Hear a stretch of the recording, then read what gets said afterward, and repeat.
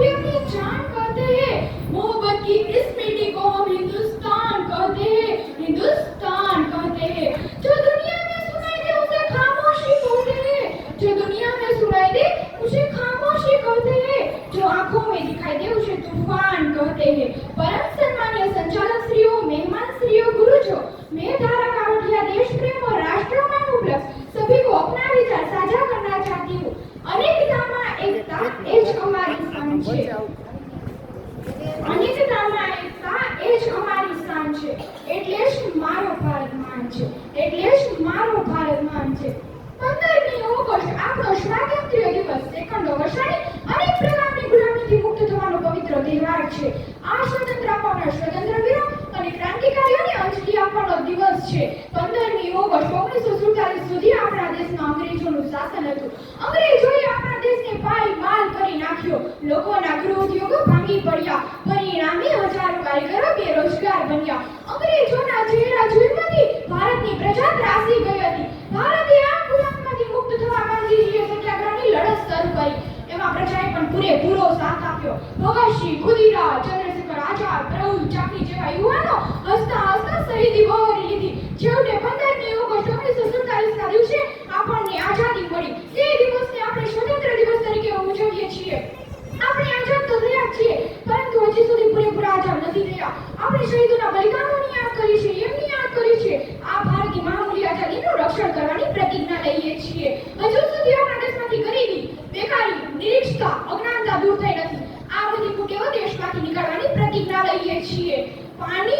पानी न हो तो नदियां किस काम की, पानी न हो तो नदियां किस काम की, आंसू न हो तो आंखें किस काम की, आंसू न हो तो आंखें किस काम की, दिल न हो तो धड़कन किस काम की, दिल न हो तो धड़कन किस काम की, अगर अपने वतन के काम ना आए तो जिंदगी किस काम की, अगर अपने वतन के काम ना आए तो जिंदगी किस काम की।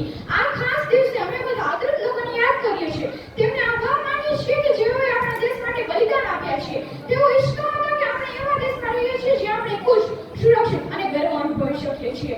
ન પૂછો જમાને से कि क्या हमारी कहानी है, न पूछो जमाने से कि क्या हमारी कहानी है, हमारी पहचान तो बस यही है कि हम हिंदुस्तानी है। આ રાષ્ટ્ર આપણો રાષ્ટ્ર ત્રિરંગી છે। ઉપરનો કેસરી રંગ એ હિંમતનું પ્રતીક છે, વચ્ચેનો સફેદ રંગ એ શાંતિનું પ્રતીક છે અને નીચેનો લીલો રંગ એ વૃદ્ધિનું પ્રતીક છે।